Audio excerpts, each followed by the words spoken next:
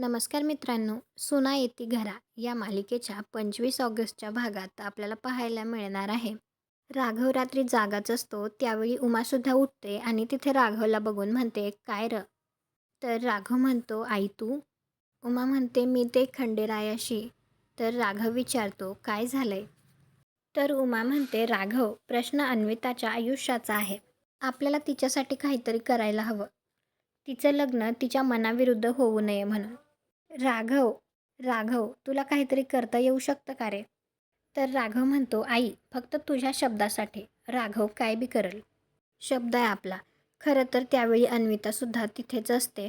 ती राघवला भेटायला आलेली असते, परंतु उमा अचानक आल्यामुळे अन्विता तिथे पटकन मागे जाऊन लपलेली असते आणि तीसुद्धा हे सगळं उमाचं बोलणं ऐकत असते. त्यामुळे ती खूप इमोशनल होते. तुम्हाला हा भाग कसा वाटला ते कॉमेंट करून नक्की सांगा. व्हिडिओला लाईक करा. आपल्या मराठी मालिका चॅनलला सबस्क्राईब करा. भेटू पुढील भागात.